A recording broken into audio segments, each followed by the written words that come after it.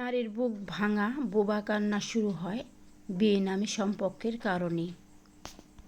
বাবা মার চোখে হারানো সেই ছোট্ট মেয়েটা আজ সংসার করছে। যে মেয়েটা বিয়ের আগে বাবার বাড়িতে নিজের হাতে কখনো এক গ্লাস পানি ভরে খায়নি, সে আজ সংসার সামলাচ্ছে। আর সেই ছোট্ট মেয়েটা সব সহ্য করা শিখে গেছে। এরই নামই জীবন, আর এরই নামই সংসার। আসসালামু আলাইকুম, সবাই কেমন আছেন? আশা করি ভালো আছেন। এদিকে আমরাও ভালো আছি আলহামদুলিল্লাহ। আমি সাথী আক্তার দুহার থেকে বলছি। সাথী আক্তার চ্যানেল থেকে আপনাদের সবাইকে স্বাগতম। তো প্রতিবারের মতো আজও একটি ব্লগ ভিডিও নিয়ে হাজির হয়েছি। আশা করি আমার এই ভিডিওটি আপনাদের ভালো লাগবে, কোথাও স্কিপ করবেন না, ভিডিওটি জুড়েই থাকবেন। তো সকাল সকাল আজকে রুটি নাস্তাটা করিনি, আজকে চাউলের চাপড়িটা করে নিয়েছি। তারপরে চলে আসলাম ছাদে। তো আমার কিছু কাপড় চোপড় ছিল, সেগুলো দ্বিতীয় তলা দড়ি বেঁধে ধুয়ে দিয়েছি। আর কিছু পেঁয়াজ ছিল, সেগুলো একটু দেখতে আসলাম। আর এখানে একটা গুঁড়ি বানানো হয়েছে। আমার ছোট ছেলে গুঁড়ি উড়াতে খুব পছন্দ করে, আর ও নিজেই এটা বানিয়ে নেয় আর এটা ওড়ায়। তো ছোট ছেলের গুঁড়ি দেখানোর জন্য একটা লাইক তো পেতেই পারি, দয়া করে একটি লাইক দিবেন। তারপরে বাসায় যে কিছু কাজ, মানে রাজমিস্ত্রি কাজ চলছে। তো দ্বিতীয় তলা যে আমি কাজ চলছিল সেটা করেছি ভিতরের প্লাস্টার, এখন বাহিরে প্লাস্টার করছে। আর এখানে ছাদ দিয়ে অনেক কাজ করে রাজমিস্ত্রিরা, আর আমার গাছের দফা শেষ করে দিয়েছে। ওরা অনেক ক্ষয়ক্ষতি করছে, গাছগুলোর অবস্থা নেই, সব নষ্ট হয়ে গেছে। আর বৃষ্টিতে তো অনেক ক্ষতিই হচ্ছে। আর এদিকে বৃষ্টির পানি ধরে নিচ্ছি। দেখুন গাছগুলোর কী অবস্থা, সব কিছু লণ্ডভণ্ড করে নিয়েছে, এখানে ওখানে ছড়িয়ে ছিটিয়ে রয়েছে।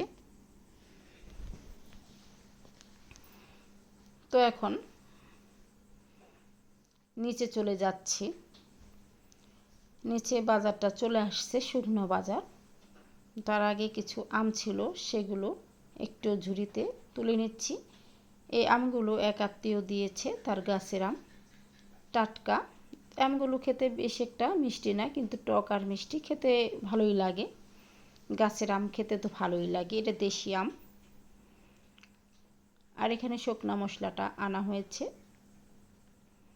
তো শুকনা বাজারটা একটু দেখিয়ে দিচ্ছি কি কি বাজার করেছি।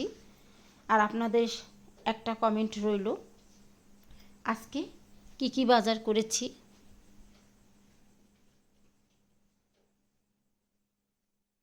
আসলে আমি বাজারটা করিনি, আমার বর করেছে বৃহস্পতিবার হাটে।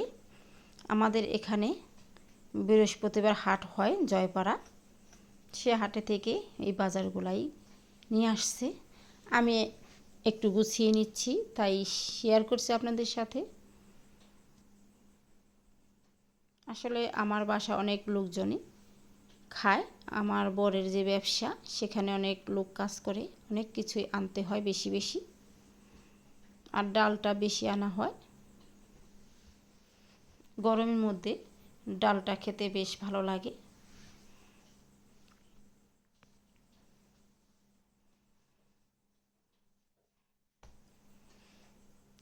আর মশলাটা আনা হয়েছে ধনিয়া, হলুদ আর শুকনা মরিচ। যে বৃষ্টি পড়ছে, এগুলো ধুয়ে রোদ্রে দেব, সেটার উপায় নাই।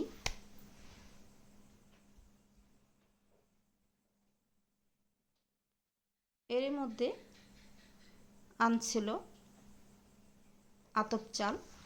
তো আতপ চালগুলো 10 কেজি এখানে।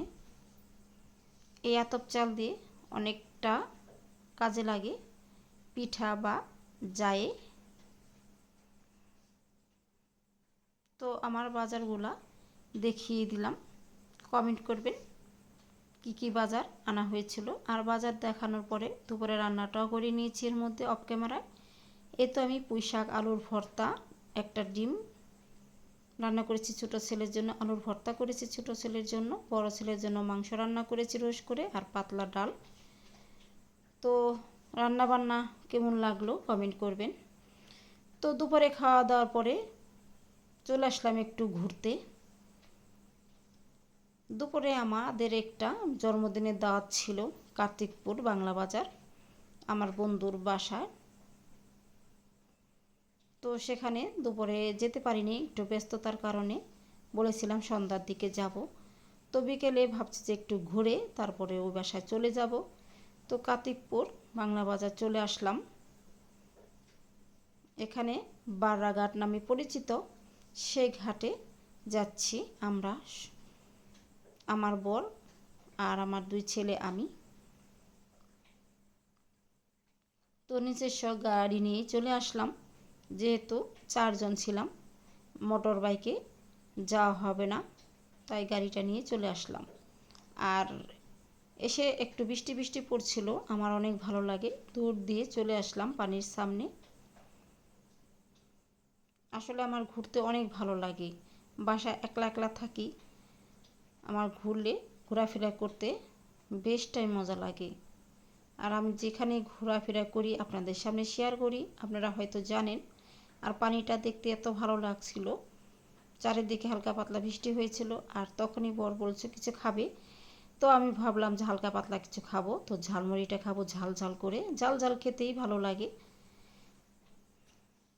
তো সবাই মিলে ঝালমুড়িটা খাচ্ছি, বেশ মজা হয়েছিল ঝালমুড়িগুলা। আমাদের সাথে আমাদের এক আত্মীয় আসছিল, তার ছোট ছোট 2টা ছেলে নিয়ে, তাদেরও নিয়ে আসছিলাম।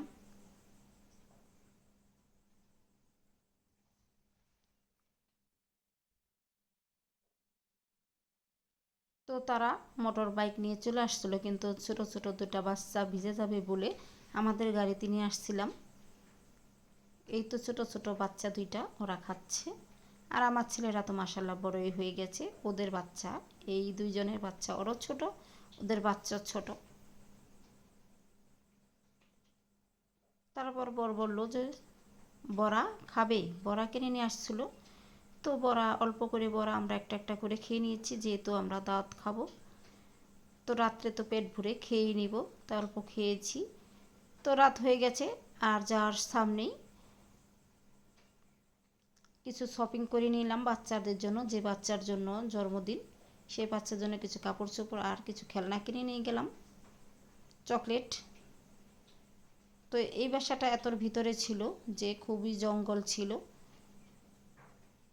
আর এই বাসার সামনে এসে এখন রুমের ভিতরে ঢুকছি। তো বসে আছি, আর অনেকটাই খেতে দিল আমাদেরকে। সবাই ভালো থাকবেন, এই পর্যন্তই। সুস্থ থাকবেন, দোয়া করবেন। ধন্যবাদ।